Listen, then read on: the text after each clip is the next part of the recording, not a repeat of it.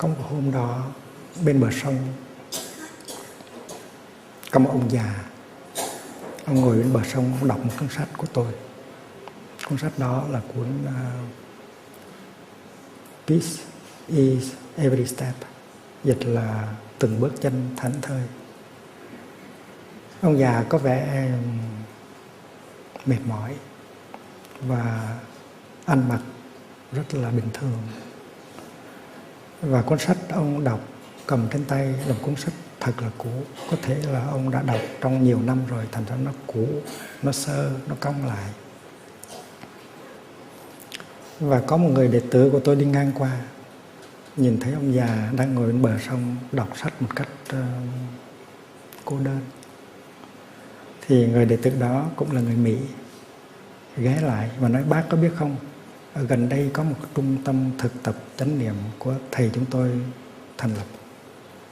Nếu mà bác muốn thì tôi có thể lấy xe hơi của tôi chở bác tới đó, và bác có thể thực tập được với những người bạn khác như là bác.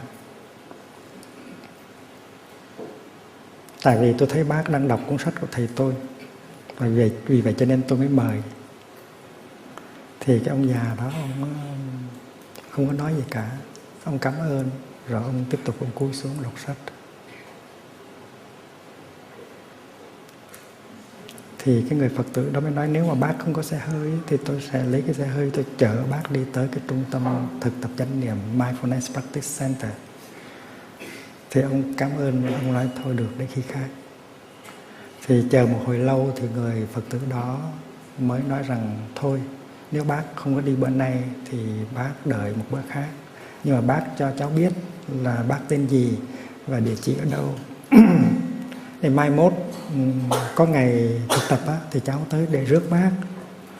Thì cái ông già đó, ông lấy trong cái túi của ông ra một cái danh thiếp. Và trên cái danh thiếp đó nó có đề chữ Laurent Rockefeller, một cái tỷ phú, một nhà tỷ phú hạng nhất ở New York.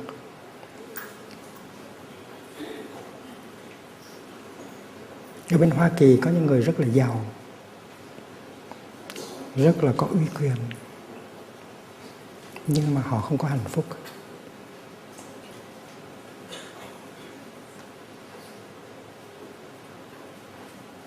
Chúng ta, nhất là giới trẻ, cứ tin rằng hãy khi nào chúng ta có thật nhiều tiền, có thật nhiều quyền uy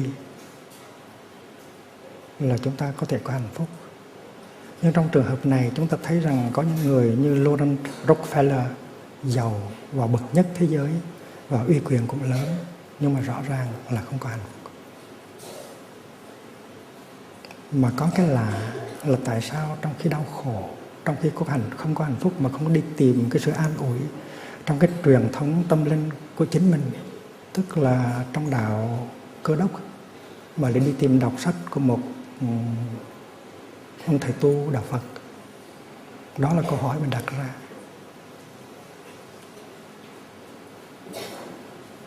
Tôi cũng đã từng gặp William Ford, là cái ông chủ hãng xe hơi, ông vua xe hơi nổi tiếng của hãng Ford. Ông này là thế hệ thứ tư của gia đình Ford. Ông có tới tu viện của chúng tôi để tu học. Và ông ta cũng tập ngồi thiền, cũng tập đi thiền hành, cũng tập ăn cơm im lặng, rồi ăn xong đi rửa bát, tự đi rửa bát lấy, giống như các thầy, các sư cô và các Phật tử ở làng Mai. Thì tôi có tặng cho ông một cái chuông nho nhỏ để ông về ông thực tập. Mỗi khi nghe tiếng chuông thì ngưng hết mọi suy nghĩ, mọi ngôn từ, trở về với hơi thở và thực tập hơi thở như thế nào để đem lại cái sự lắng dịu, cái sự bình an ở trong cơ thể cũng như là trong tâm hồn. Thì Bill Ford có ngồi với tâm sự với tôi rất là nhiều, nói về cái đời sống của những nhà triệu phú ở bên Mỹ. Theo ông Ford là những người nhà giàu đó họ rất là cô đơn, họ đầy nghi kỵ, họ đầy sợ hãi, và vì vậy cho nên họ không có thực sự có hạnh phúc.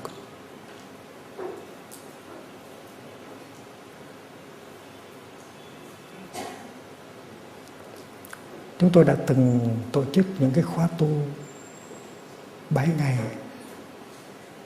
cho các thương gia ở Âu Châu và ở Mỹ Châu.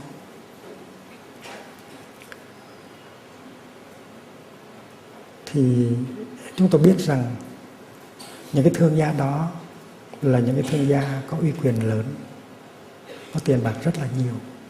Nhưng mà trong khóa tu 7 ngày, họ chứng tỏ rằng rất nhiều người trong họ không có hạnh phúc. Trái lại có những cái nỗi khổ, niềm đau rất là lớn. Có một thương gia người Đức là Frederick. Ông rất là thành công trong cái sự nghiệp của ông. Lúc ban đầu thì bà ta là Claudia rất là hạnh phúc vì được làm vợ của một thương gia trẻ, thành công và nổi tiếng như vậy. Mỗi khi mà bà tiếp tân thì bà rất là hãnh diện được làm vợ của ông thương gia đó. Nhưng mà cái hạnh phúc đó nó không có được lâu, tại vì cái sự nghiệp của ông Frederick ấy, nó chiếm hết tất cả thời giờ của ông ta. Ngày đêm ông chỉ nghĩ tới cái sự nghiệp đó thôi. Và vì vậy cho nên không có thời giờ để tự sống cho mình, không có thời giờ để yêu thương và chăm sóc vợ con. Và vì vậy cho nên vợ con bắt đầu đau khổ. Và vợ con của ông Claudia với là Thomas luôn luôn là than phiền là ông không bao giờ có mặt ở nhà. Mỗi khi ông có mặt ở nhà thì chỉ có cái thân xác của ông đó thôi, cái tâm hồn ông để chỗ khác. Và cái ngày mà Thomas bị đi vào nhà thương để mổ giải phẫu thì Frederick, cha của Thomas, cũng không có thể về được, bận cho đến nỗi như vậy. Và đến cái phiên Claudia, vợ của ông ta, đi vào nhà thương thì Frederick cũng không có về được, bận rộn tới cái mức đó, không có thời giờ để thở, không có thời giờ để sống cho mình, không có thời giờ để chăm sóc những người thân của mình. Và có một lần Claudia khóc trong đêm. Thì Frederick nói rằng thôi em chờ. Hiện bây giờ trong sở không có ai có thể thay thế anh được. Anh sẽ cố gắng thu xếp để trong vòng 3 năm hay 4 năm tìm ra được người thừa kế thay thế, thì anh sẽ trở về với em và với con. Và hứa hẹn một cách rất là long trọng, rất là thành thực như vậy. Nhưng mà chỉ 2 tuần sau thì ông ta bị tai nạn xe hơi và chết vào năm 51 tuổi.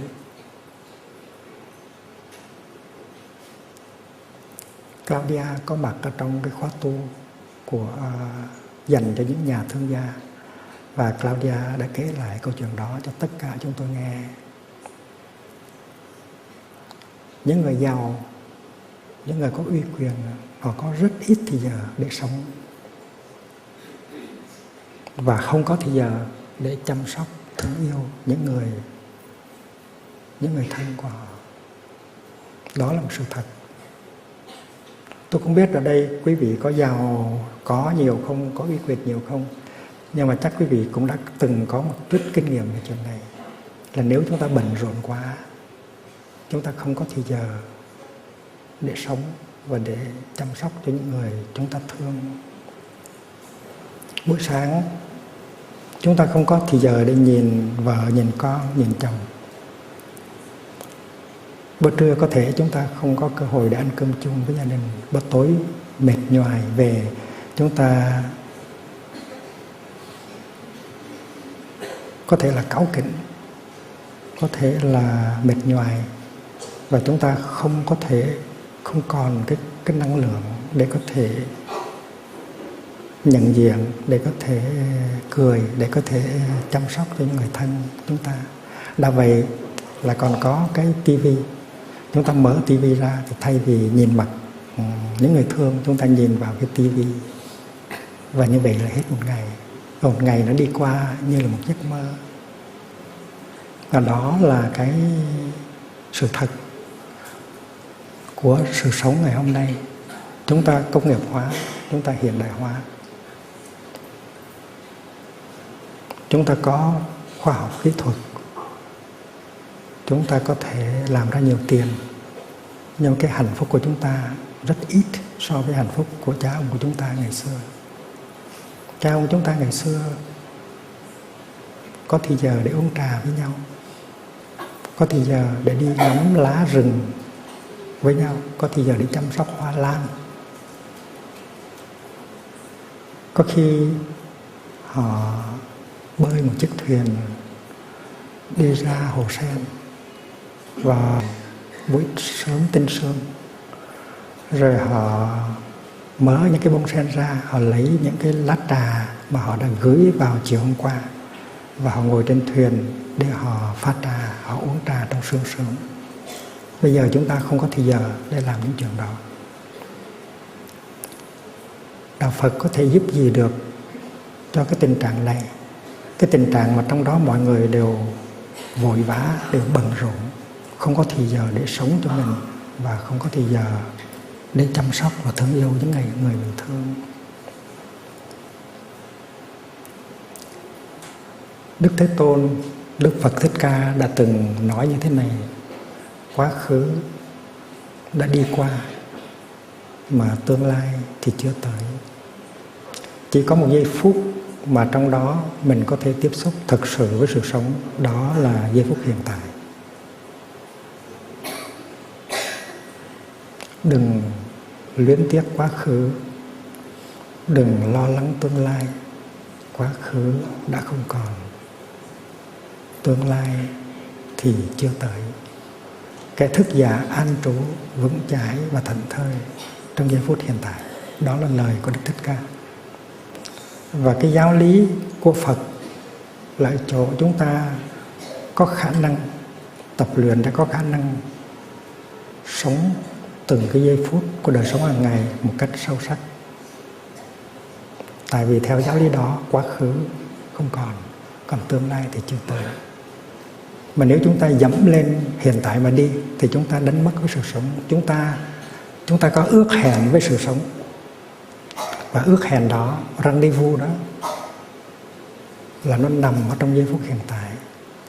Mà nếu chúng ta bươn chải, chúng ta dẫm lên hiện tại và chúng ta đi về tương lai thì chúng ta không có cơ hội sống. Những người bận rộn là những người không có khả năng sống cái giây phút hiện tại. Những người bận rộn là những người đang hối hả đi về tương lai. Trong trường hợp Frederick, đó là một sự thật.